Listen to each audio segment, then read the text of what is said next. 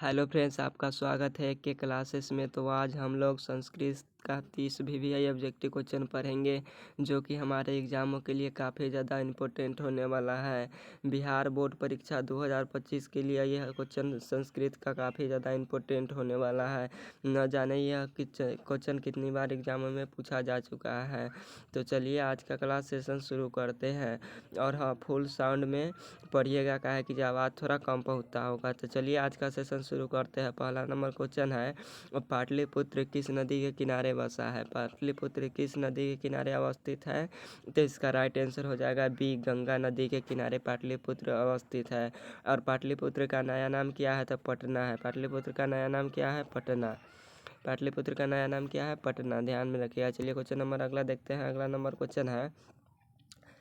Number question है, विद्यापति कौन थे? विद्यापति कौन थे? तब विद्यापति मैथिल कवि थे। इसका राइट आंसर हो जाएगा ये, मैथिल कवि थे। चलिए क्वेश्चन नंबर अगला देखते हैं। अगला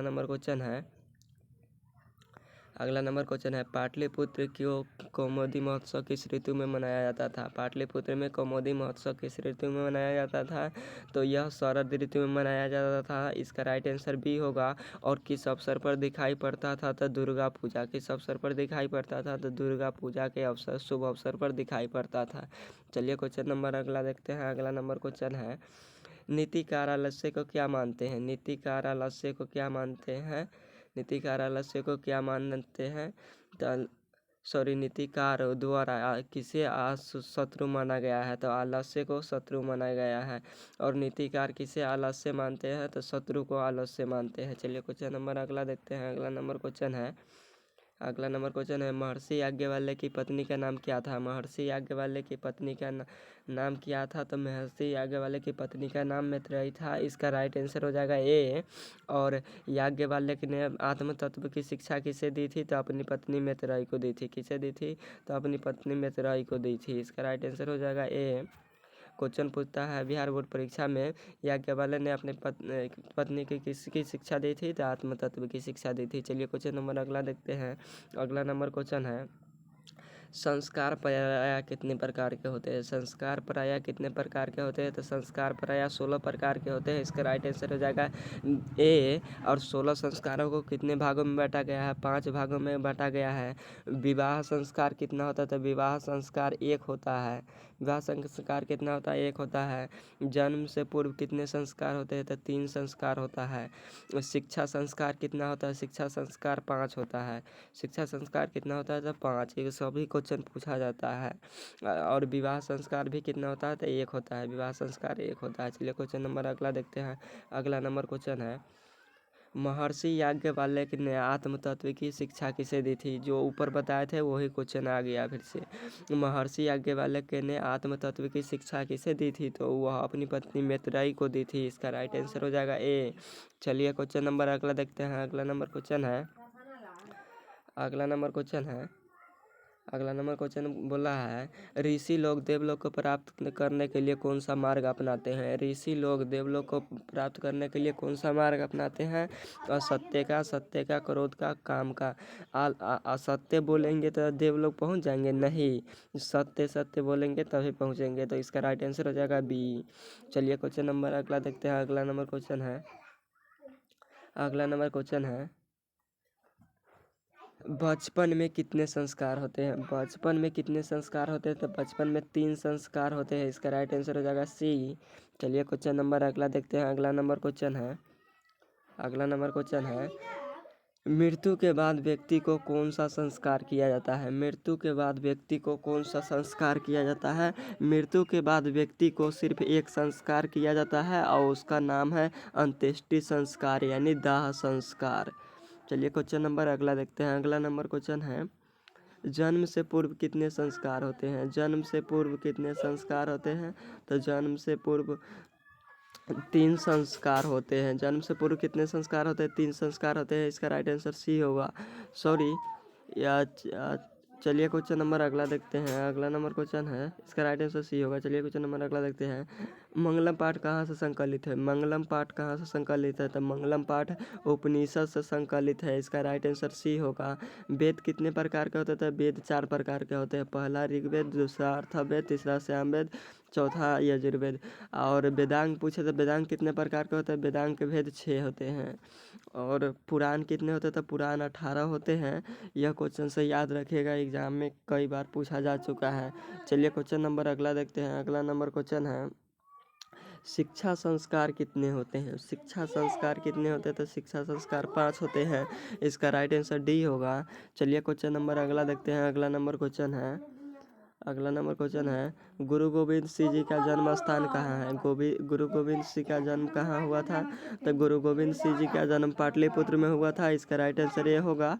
और सिखों के 10वें और अंतिमवें गुरु कौन थे? तो गुरु गोविंद सिंह जी थे। और चलिए क्वेश्चन नंबर अगला देखते हैं। अगला नंबर क्वेश्चन है, विवाह संस्कार कितने होते हैं? विवाह संस्कार कितने होते हैं? तो विवाह संस्कार 1 होते हैं। इसका राइट आंसर हो जाएगा ए। चलिए क्वेश्चन नंबर अगला देखते हैं। अगला नंबर क्वेश्चन है, हिरण्मय पात्र का मुंह किससे ढका है? हिरण्मय पात्र से किसका मुंह ढका है? तो हिरण्मय पात्र से सत्य का मुंह ढका है। किसका मुंह ढका है? सत्य का मुंह ढका है। इसका राइट आंसर हो जाएगा बी। चलिए क्वेश्चन नंबर अगला देखते हैं। अगला नंबर क्वेश्चन है, ऋषि मुनि हाथ ऊपर उठा की ओर क्या मांगता है? ऋषि मुनि हाथ ऊपर की ओर उठाकर किसको वंदना करते हैं? तो भगवान सूर्य को। किसके वंदना करते हैं ऋषि मुनि? तो भगवान सूर्य को। किसके वंदना करते हैं? तो सूर्य का। इसका राइट आंसर हो जाएगा ए। चलिए क्वेश्चन नंबर अगला देखते हैं। अगला नंबर क्वेश्चन है, पाटलिपुत्र का इतिहास कितना वर्ष पुराना है? पाटलिपुत्र का इतिहास कितना वर्ष पुराना है? तो कहूँ कहूँ रहता है 2000 ईस्वी वर्ष पुराना। तो 2000 ईस्वी नहीं मारिएगा, कहे कि जो इसका राइट आंसर होगा 2500 ईस्वी। कितना होगा? 2500 ईस्वी। इसका राइट आंसर हो जाएगा सी, 2500 ईस्वी। चलिए क्वेश्चन नंबर अगला देखते हैं। 2500 वर्ष पुराना पाटलिपुत्र का इतिहास कितना वर्ष पुराना? तो 2500 वर्ष पुराना। चलिए क्वेश्चन नंबर अगला देखते हैं। अगला नंबर क्वेश्चन है, कर्ण किसका पुत्र था? कर्ण किसका पुत्र था? तो कर्ण भगवान सूर्य का पुत्र था। किसका पुत्र था? भगवान सूर्य का। और कर्ण का माता का नाम क्या था? तो कुंती था। क्या था? कुंती। क्या था? कुंती। कर्ण की माता का नाम कुंती था। चलिए क्वेश्चन नंबर अगला, इसका राइट आंसर ये होगा। चलिए क्वेश्चन नंबर अगला देखते हैं। अगला नंबर क्वेश्चन है, 20 नंबर क्वेश्चन है, मंगलम पाठ कहाँ से संकलित है? सॉरी, रिपीट क्वेश्चन हो गया। मंगलम पाठ कहाँ से संकलित है? तो मंगलम पाठ उपनिषद से संकलित है। इसका राइट आंसर डी होगा। चलिए क्वेश्चन नंबर अगला देखते हैं। अगला नंबर क्वेश्चन है, इत्यादि का संधि विच्छेद क्या है? इत्यादि का संधि विच्छेद क्या होता था? इति प्लस आदि। इत्यादि का संधि विच्छेद क्या होता है? तो इति प्लस आदि। इत्यादि का संधि विच्छेद इति प्लस आदि। इत्यादि का संधि विच्छेद इति प्लस आदि। इसका राइट आंसर ये होगा। चलिए क्वेश्चन नंबर अगला देखते हैं। अगला नंबर क्वेश्चन है, ब्राह्मण के भेष में कर्ण के पास कौन आता है? ब्राह्मण के भेष में कर्ण के पास कौन आता है? अर्जुन आता है, कृष्ण आता है, इंद्र आता है, कुबेर आता है, कौन आता है? तो ब्राह्मण के भेष में कर्ण के पास कवच और कुंडल लेने के लिए इंद्र आता है, भगवान इंद्र। इसका राइट आंसर सी होगा। चलिए क्वेश्चन नंबर अगला देखते हैं। अगला नंबर क्वेश्चन है, शत्रु राज क्या बढ़ाता है? शत्रु राज क्या बढ़ाता है? मित्रता, शांति, अशांति और कलह, इनमें से कोई नहीं। तो मित्र राज अशांति और कलह बढ़ाता है। इसका राइट आंसर सी होगा। चलिए क्वेश्चन नंबर अगला देखते हैं। अगला नंबर क्वेश्चन है, रघुवंशम किनकी कृति है? रघुवंशम किनकी कृति है? तो रघुवंशम कालिदास की कृति है। इसका राइट आंसर बी होगा। चलिए क्वेश्चन नंबर, रघुवंश और ये क्या बोलते हैं, हाँ, रघुवंशम और एक और थी पुस्तक जिसका नाम मेघदूतम, सॉरी, हाँ, मेघदूतम। मेघदूतम किसकी रचना है? पूछता है मेघदूतम किसकी रचना है? तो मेघदूतम कालिदास की रचना है। चलिए क्वेश्चन अगला नंबर देखते हैं। अगला नंबर क्वेश्चन है, गांधी सेतु पुल कहाँ स्थित है? महात्मा गांधी सेतु पुल कहाँ स्थित है? तो यह पटना में स्थित है, यानी पाटलिपुत्र। इसका राइट आंसर डी होगा। चलिए क्वेश्चन नंबर अगला देखते हैं। अगला नंबर क्वेश्चन देखते हैं। अगला नंबर क्वेश्चन देखिए, मंत्री वीरेश्वर का स्वभाव कैसा था? मंत्री वीरेश्वर का स्वभाव कैसा था? तो मंत्री वीरेश्वर का स्वभाव दानी था। इसका राइट आंसर बी होगा। और ऑप्शन में दानी नहीं दिया रहे तो दयालु। 2023 के पेपर में पूछा था दयालु। मंत्री वीरेश्वर का स्वभाव कैसा था? तो दयालु, दयालु था। तो दयालु या दानव, ये दोनों ऑप्शन में से कोई रहेगा तो दोनों में से कोई पर टिक कर दीजिएगा। ताकि जब मंत्री वीरेश्वर का स्वभाव दयालु भी था और दानी भी था। चलिए क्वेश्चन नंबर अगला देखते हैं। अगला नंबर क्वेश्चन है, कर्ण का कवच और कुंडल कौन ले लिया? कर्ण के कवच और कुंडल कौन ले लिया? तो अर्जुन ने, कृष्ण ने, इंद्र ने, इनमें से कोई नहीं। तो कर्ण का कवच और कुंडल कौन ले लिया? तो इंद्र, भगवान इंद्र ने ले लिया। कहा कि जब ब्राह्मण के भेष में भगवान इंद्र आए थे और कवच और कुंडल भीख में मांग लिए। चलिए क्वेश्चन नंबर अगला देखते हैं। अगला नंबर क्वेश्चन है, यानी भीख नहीं, सॉरी, दान बोल सकते हैं उनको। चलिए क्वेश्चन नंबर अगला देखते हैं। अगला नंबर क्वेश्चन है, भिखनटोला गांव के लोग कैसे थे? भिखनटोला गांव के लोग कैसे थे? तो भिखनटोला गांव के लोग धन विहीन, शिक्षा विहीन, कठिनाई से जीवन व्यतीत करने वाले, इनमें से सभी थे। इसका राइट आंसर डी होगा। और शिक्षक कहाँ आया था? तो यह भिखनटोला गांव में आया था। शिक्षक कहाँ आया था? भिखनटोला गांव में। और शिक्षक कैसा था? तो नवीन दृष्टि संपन्न। कैसा था? नवीन दृष्टि संपन्न था। नवीन दृष्टि संपन्न। चलिए, अब शिक्षक ने किससे पढ़ाना अध्ययन किया? तो राम प्रवेश राम को।